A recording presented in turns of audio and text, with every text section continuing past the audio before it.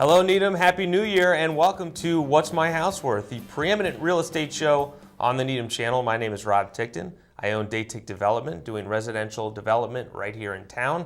I also own Encompass Residential, providing real estate brokerage services to longtime homeowners. And I'm Ryan McDonnell. I own Hawthorne Real Estate. We are builders and brokers here in Needham.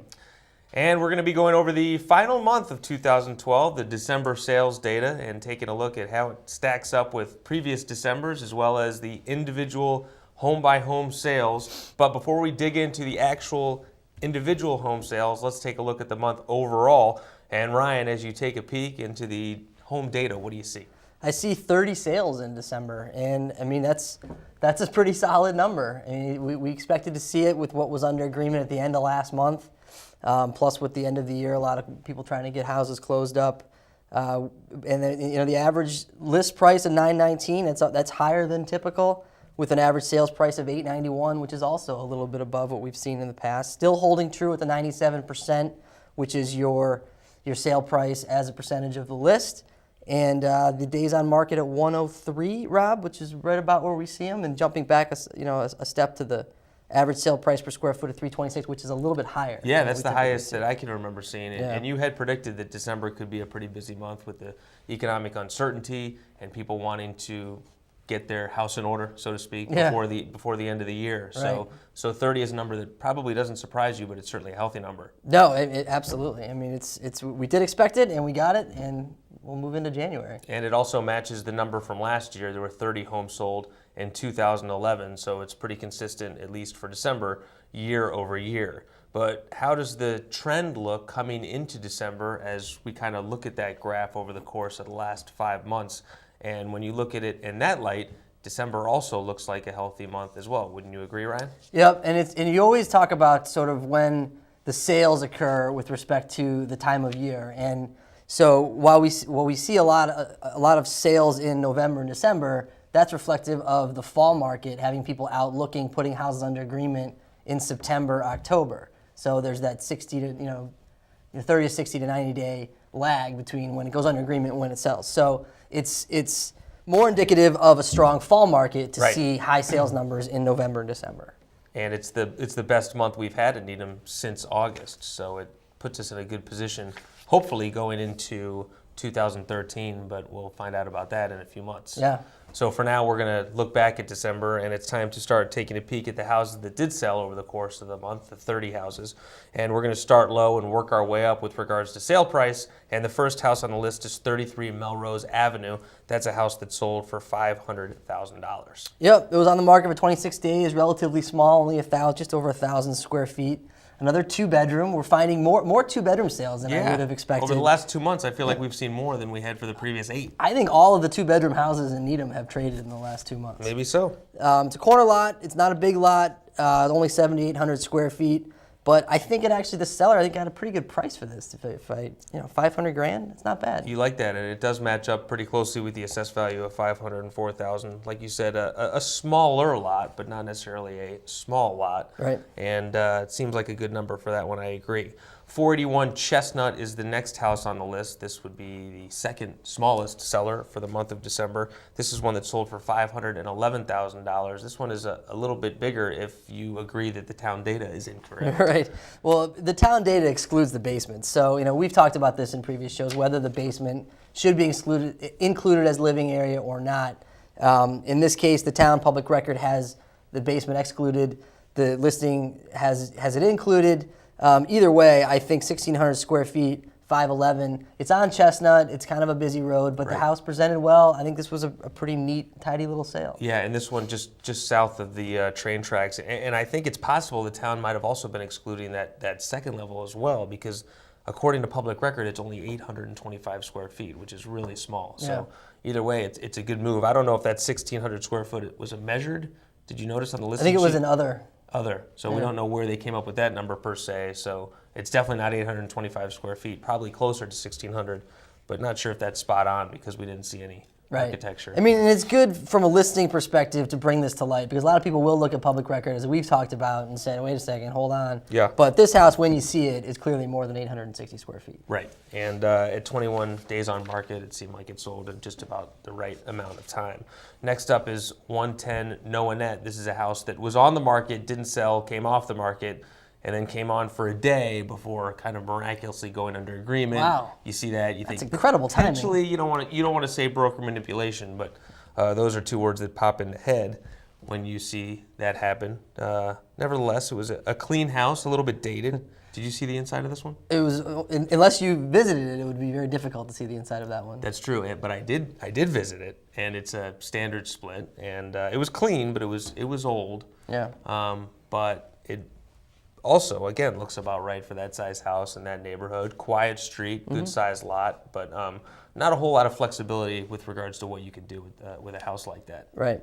12 Webster Street is next up as we kind of stay in that area. This is a house that was at the corner of Webster and Central, and the reason I know that is because just looking at Webster Street, seeing 529 for a really big lot for a house that's 3 beds but has 2 baths, that number seemed low. And so as we kind of look at this listing, I guess my question for you, Ryan, is seeing this house at 529.9 on a big lot, what do you think that price would be if it was on Webster but closer to Great Plain and more of an in-town location? I mean, it would probably be maybe somewhat higher, but I don't think it'd be a lot higher. I mean, Really? this house was dated, needed some updates. It was clean. You could certainly move into it, but it did need a little bit of work. The lot is really big, so would that boost you back into the mid 5s? Maybe, but I don't think it's too far off. You do have the second bathroom that helps, though, True. as well. 43 Jane Road was a house that is right off Hunting. That was a house I don't believe. No, it was actually beautifully and totally renovated. Totally. Unlike Webster and Noanette. And this was one that was on the market for a much longer period of time, 173 days. Looks like the original pricing was a little bit high. Right. There were 4 price reductions. Anytime you see the words, beautifully and totally renovated, I mean, my expectation of totally is this place has been gutted. It's got everything. Like this house for instance, didn't have air conditioning. And if you're going to totally renovate a house, I think you might want to throw that into the mix. No garage either. 4 price reductions, like we said. It's near 128. Very close to 128. Yeah, it's a listing that may have come out of the gates a little bit aggressive and then sort of dialed it back a little bit. And prior to being on the market, that was a house that had been rented for $1,400 a month.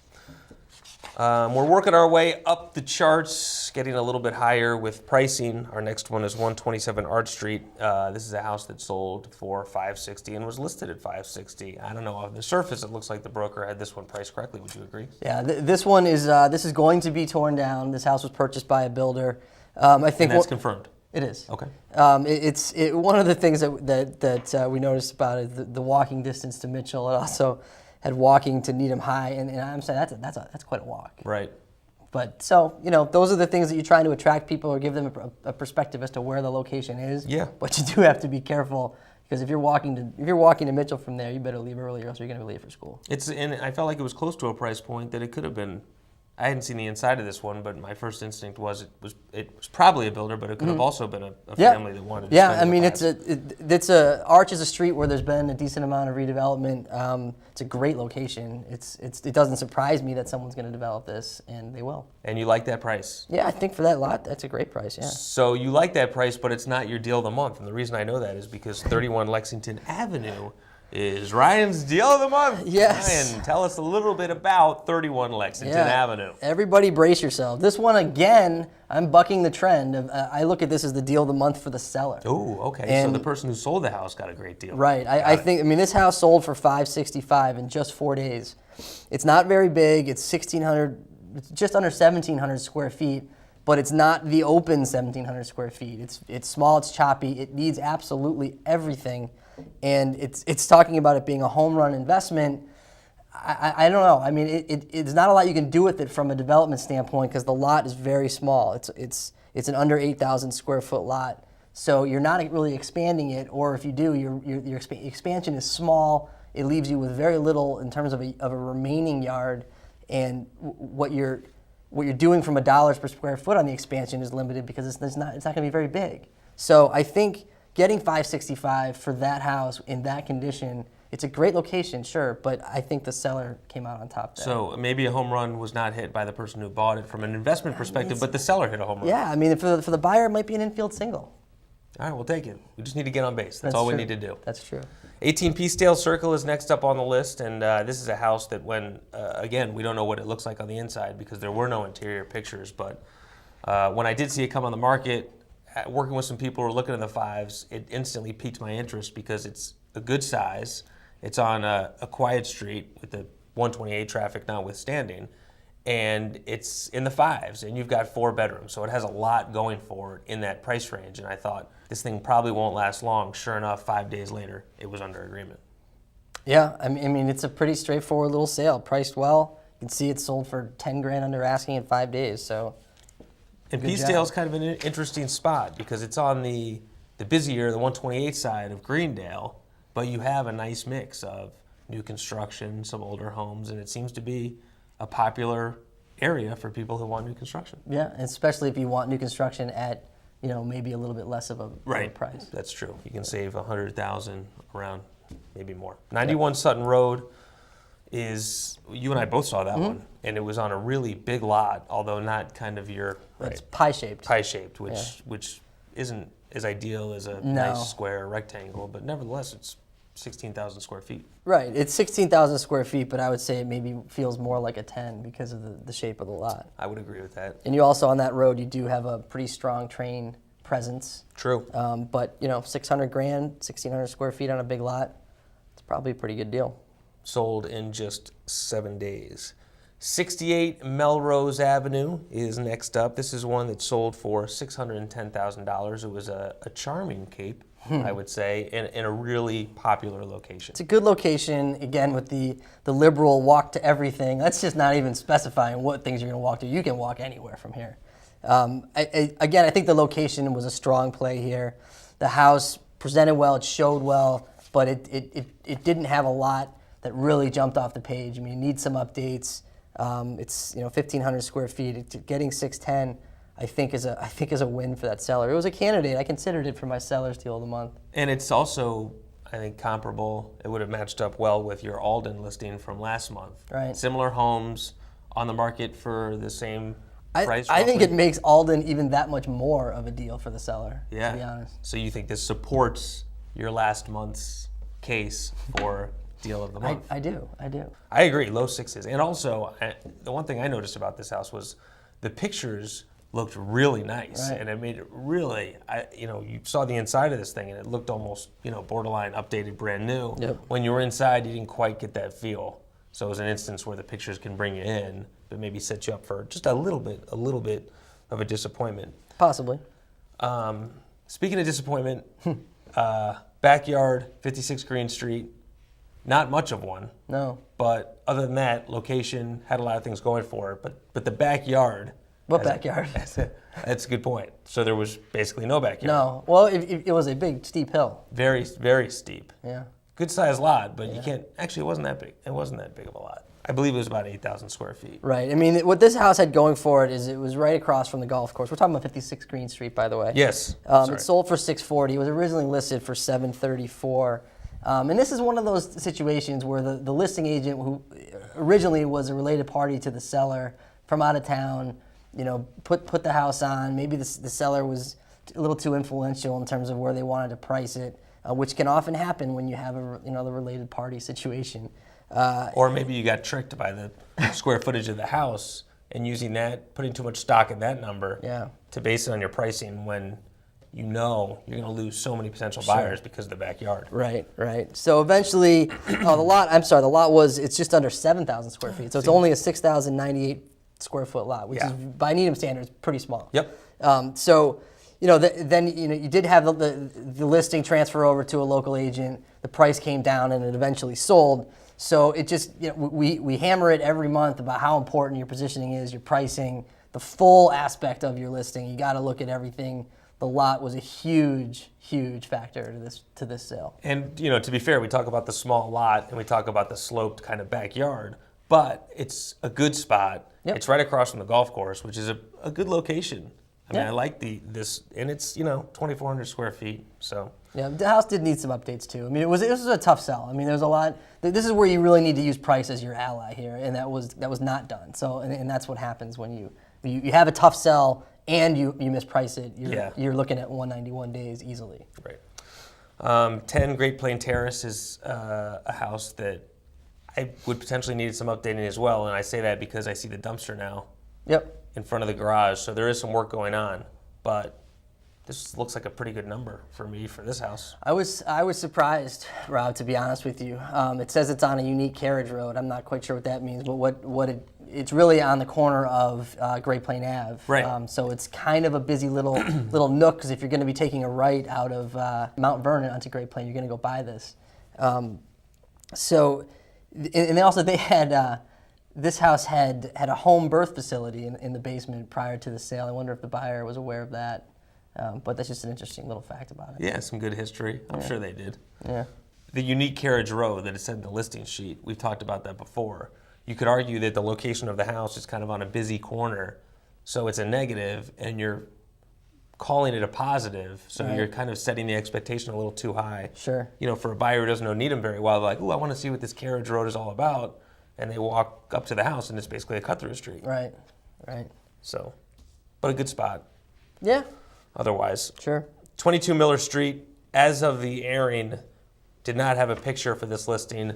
One did come on as we were going to air. Really? Like 10 minutes ago? Like, as we're talking, as we're having this conversation, That is interesting. the picture's going on. So, to be fair, there will be a picture for people who want to see the history of this listing. Okay. We just excellent. didn't have it as we went to Yeah, air. quick one. 3 days on market, totally renovated and expanded. And as Rob said, I mean, really, not many people had a chance to get in to view this house. It went on, came off very quickly, sold for above asking. So, And abuts conservation land boom. in that kind of corridor, Oak Street, Linden area.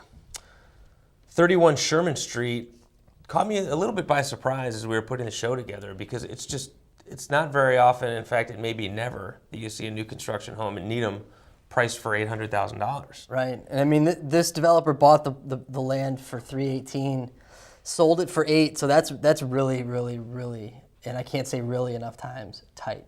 Very So, tight. I mean, it's and not he a bought small it for house. $318,500. Oh, sorry. So yeah, that's another Listen, $500. We want to be spot on with our data. That's true. So, I mean, this isn't a small house either. It's 2,900 square feet. So, I mean, this is tight. So Yeah. there was no cooperating buyer agent fee to pay, because it was the same agent on both sides. So maybe there's some room there that affected the ultimate net for the builder, but still, that's a tight deal. Yeah, the 869 surprises me. Yeah. Because, I mean, that's tight. Right. So you would have thought he would have at least taken a shot at a higher price, but good for him. Maybe there are no interior walls. It's possible, except there were interior pictures. Oh. Well. So there were definitely some interior walls. It's a good effort, though. All right. I'm just looking for an explanation. I know. The whole $500 being off by that probably threw you off. Yeah. 86 Livingston Circle is next up, unlike the previous listing. This was not a new construction, but in a very good location in a neighborhood that people really seem to like that live there. Yeah, I mean, we've talked about the Laurel neighborhood in previous shows. Livingston is sort of the amped up version of Laurel. I mean, the people on Livingston, it's like a little community in Needham, and the person who's sold this house is. This is some insider information. Go ahead. Is not even leaving the street. So I mean, it's a little community where people really like living, and it's in Broadmeadow. It's located near town. It's right off South Street. This house was updated. I thought it got a pretty good number, to be honest with you. I was looking at it more of in the high sevens. Seeing it hit 812, I think that's great for the seller. It's a good spot.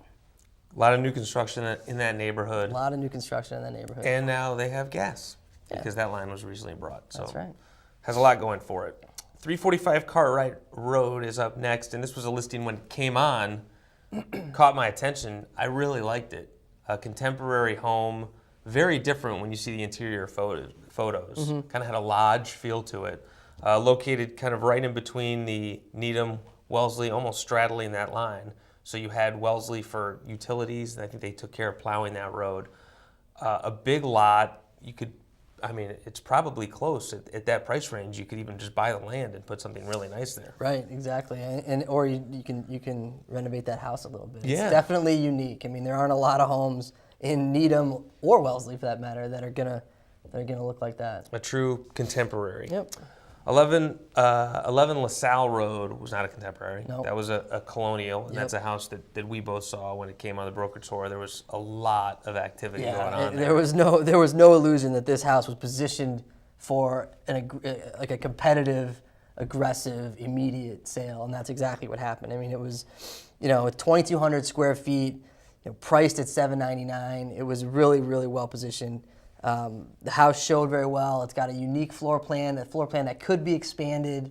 The master bath was really cool. It was updated, but it had that an older feel to it. It was I really liked this house. See, I wasn't crazy about the first floor. I felt like you had a really big room that was kind of part of an eating kitchen that was spaced. That's why I say it's got expansion potential. Right. Yeah. And a smaller lot.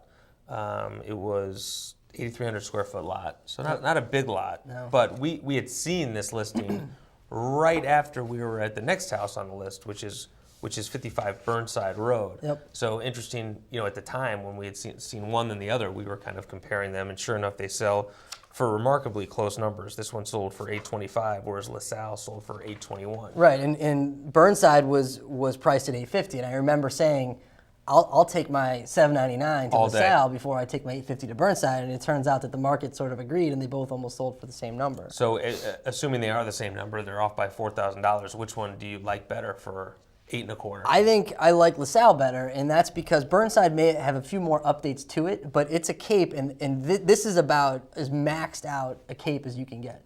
You can't really do much more to this cape, and then if anything else that you do to it won't be a cape anymore. Whereas LaSalle, you still have the expansion potential that's ahead of you. So whereas you may be all into LaSalle for a little bit more money, but I think from a value perspective, it's a better buy. And Burnside was a bigger lot, but it didn't necessarily corner. feel that much bigger because it was a corner. So Right. with setbacks, the backyard felt tight for a Right. 10,000 square foot lot. 25 Plymouth Road. I think we have a Ladder Street alert. Ladder Street alert. ding, ding. Ladder Yep. Street alert, everybody. Yep. Ladder Street alert. 25 Plymouth Road. Well- It feels much larger than it is.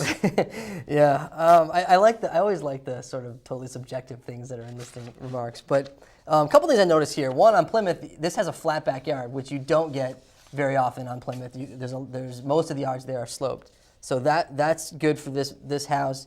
The other thing that I noticed is it had high velocity AC on the first floor that was coming out of the floor, which I'd never seen before. Huh. So the high velocity, Oh, the little yeah, yeah. cans and shooting Sure. out of the floor. Sure. Usually the high velocity is so that you don't have to do duct work and you just run it from the ceiling Right. and have it in the ceiling. No, I've So seen it both. that was something that I had never seen before. So hats off to 25 Plymouth. And hats off to 403 Grove Street. That's a house that seemed to be a good buy for the buyers. It was right on Sabrina Lake, which I didn't know anything about before I saw this listing. Yeah, this one was definitely one that I thought was a great buy. Maybe I had some insider information on that one too, but house had great bones, tremendous potential, huge lot, over 60,000 square foot lot, right abutting Sabrina Lake. It's great for skating, fishing, the whole deal. The house has huge potential. Buyer's gonna be very happy. 51 Harris Avenue is a house as we start to get closer and closer to the $1 million range, and we race through a couple of the listings here. This one sold for $922,500. We saw this. We both liked it. It was also a house that sold for $950 in 2005. 2005. Yeah, I think the backyard here keeps it under $1 million. 25 Lake Drive is a new construction home. This one was on the market for a little while. We had both seen it. Not a huge family room, but it was one of a kind. And we might have a typo on that listing. It was quite a find, It though. was one of a fine design. So Right. maybe says one of a kind, but Okay. it's unique new construction. I thought that was what I liked about it, but then the builder is sort of duplicating it in another location now, so it's no longer that unique. But still, I think that's a good number for that house. Yeah, it's For the seller. and it's an in-town location. Yeah. 85 Lawton Road was a big lot for that neighborhood. 17,000 square feet. Yeah, almost a half acre. This one was also built by Needham's luxury custom home builder. What? Yeah. We didn't build it, did we? No, but there's, I guess, more than one. 43 Kingsbury Street. This was a house that was on the market a little bit longer than I thought it would be. I love Kingsbury, but this one was on the corner of Kingsbury and the entrance to the high school, also Admiral known Gracie. as Admiral Gracie. Yeah. Very good. And this one might have been, I think, overly decorated on the inside. It might have taken away a little bit when you're seeing the house. It Yeah, there was a lot to somewhat take tough in. to look past, but still a very, very cool house. Big lot, and I think absent the Admiral Gracie effect, this is a great house. A house that was not over-decorated was 9 Thurston Lane. That's because it was a new construction home. It's also next up on our list, and this is a home that sold for $135,000. A lot of square footage, 5,500, 6 beds. Yep, pretty straightforward, except the only unique thing that jumped off for me is it has a first floor bedroom, which you don't always see in new construction. It enables you to age in place. That's true. So that might have something to do with it. The one thing that stood out with me at 189 Highgate Street, which is the next house on the list, is the fact that it had a heated garage. How are your thoughts on a heated garage? Well, I'll tell you what a heated garage does is a lot of times if you have bedrooms that are over the garage, or I'm sorry, bathrooms over the garage, and you got to run plumbing in there, the heated garage takes the freezing threat off the table. A timely observation. Yeah. Not because it's cold out, because you're currently dealing with an issue with a bathroom above a garage. Thanks for pointing that out, Rob. You're welcome. It's not a house that you built.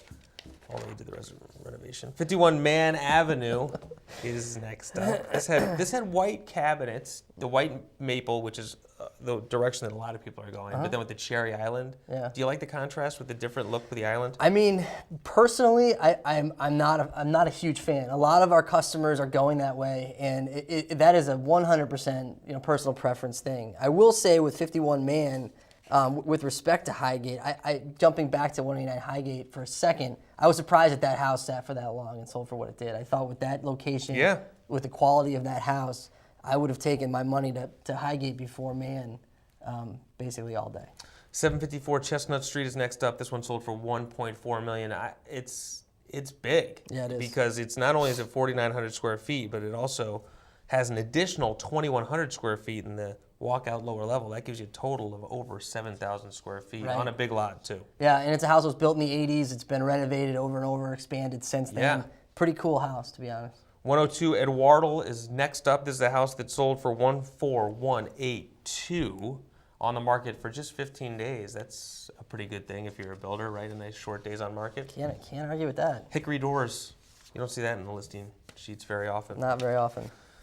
And next up, this next listing has quite a few things going for it. It's the Hold big on, everybody. seller, and it's, drum roll. Oh, well, it's already showing on the screen. Rob's Deal of the Month. This one sold for $1.75 million after originally being listed for $2.899.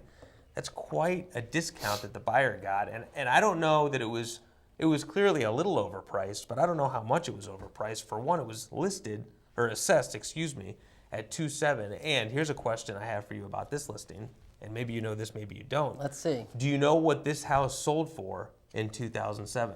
I think it sold for, in the general neighborhood of $2.85. You nailed it. Somebody's doing their homework. So this is a house that sold for $285 in 2007. This time around, it sells for $175.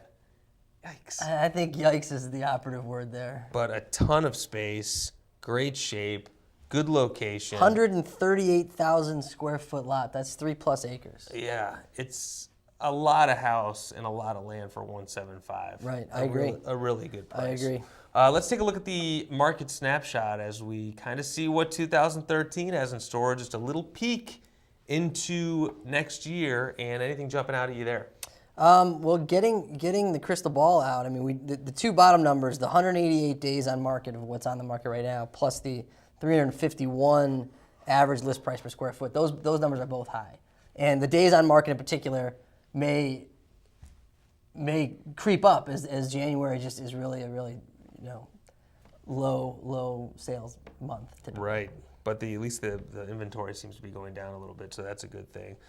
Couple of notes before we sign off. One is February 1st is the deadline if you want to apply for an abatement on your home. So if you think your house is worth less than what the town thinks, you got to get your paperwork in order by February 1st, or you need to wait till next year. If you need any help with that or any questions about that, you can call us or email us right here on What's My House Worth. Ryan, what's the phone number they should call if they want that or any other questions regarding the show? Number is 781-707-6564. All right, and they can also email us at rob.ryan.needham@gmail.com. And that does it for this month's show. Make sure you keep your eyes open for the year-end spectacular. Stick around. Airing over the course of the month of January on the Needham channel. But for now, that does it. I am Rob.